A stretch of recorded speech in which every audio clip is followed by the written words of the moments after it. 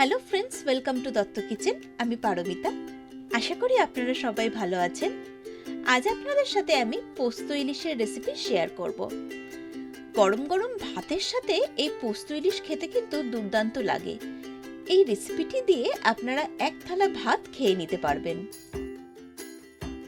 রেসিপিটি তৈরি করার জন্য প্রথমেই একটি বাটির মধ্যে দিয়ে দিচ্ছি 4 টেবিলস্পুন পোস্ত আর 1 টিস্পুন সাদা সর্ষে।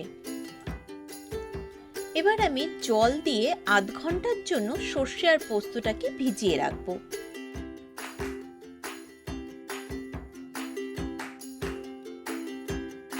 আমাদের সর্ষে পোস্তটা ভিজে গেছে, আমি জল ঝরিয়ে নিয়েছি।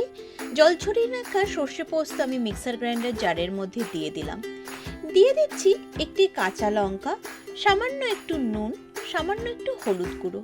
এই সমস্ত কিছু দিয়ে এবার আমি এর একটি পেস্ট বানিয়ে নিচ্ছি। আমাদের পেস্টটা তৈরি হয়ে গেছে।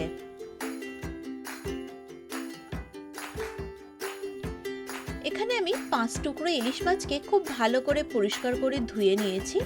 এর মধ্যে দিয়ে দিলাম সামান্য একটু নুন আর হলুদ গুঁড়ো। এবার নুন আর হলুদটাকে মাছের গায়ে খুব ভালো করে আমি মাখিয়ে নেব। নুন হলুদ মাখানো মাছটাকে আমি 15 মিনিটের জন্য ম্যারিনেট হতে রেখে দেব। গ্যাসের মধ্যে কড়া বসিয়ে আমি কড়াটা গরম করে নিয়েছি। তার মধ্যে দিয়ে দিলাম বেশ কিছুটা পরিমাণ সর্ষের তেল। আর যাতে একটা খুব সুন্দর ফ্লেভার বের হয় সেই জন্য সর্ষের তেলের মধ্যে আমি দিয়েছি 2টি কাঁচা লঙ্কা। এবার আমাদের আগে থেকে তৈরি করে রাখা সর্ষে পোস্তর পেস্টটা আমি দিয়ে দিলাম। পেস্টটাকে দিয়ে তেলের মধ্যে খুব ভালো করে নাড়তে হবে।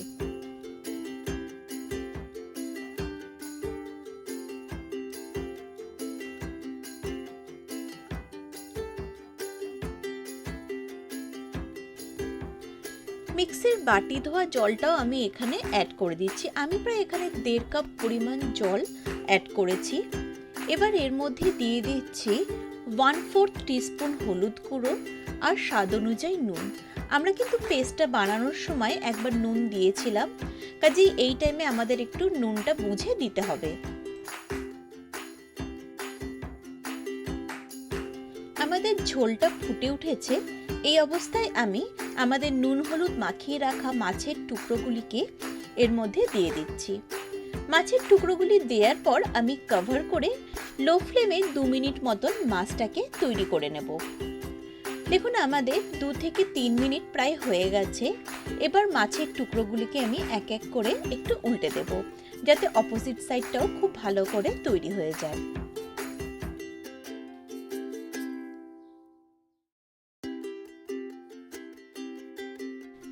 সর্ষে দিয়ে ইলিশ ভাপার রেসিপি আমার চ্যানেলে দেয়া আছে। আপনারা চাইলে সেই রেসিপিটিও আমার চ্যানেলে গিয়ে দেখে নিতে পারেন। ইলিশ মাছ মানেই কিন্তু কাঁচা সর্ষের তেল আর কাঁচা লঙ্কা মাস্ট। এই দুটি জিনিসের ফ্লেভার কিন্তু ইলিশ মাছের সাথে খুব ভালো যায়। এই দুটি জিনিস না দিলে ইলিশ মাছ রান্না যেন অসম্পূর্ণ মনে হয়।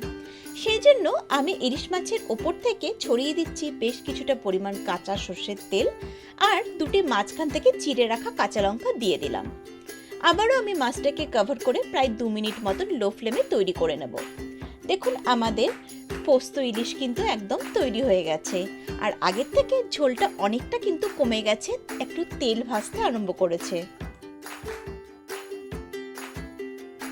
কথায় আছে মাছে ভাতে বাঙালি, আর ইলিশ মাছ ছাড়া এই কথাটা কোথায় যেন একটা অসম্পূর্ণতা থেকে যায়।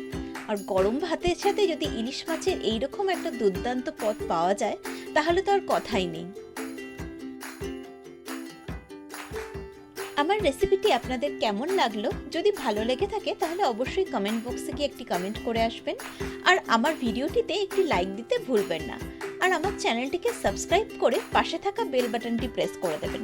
তাহলে আমি চ্যানেলে যখনই যা যা ভিডিও দেব সবগুলি নোটিফিকেশন আপনারা পেয়ে যাবেন।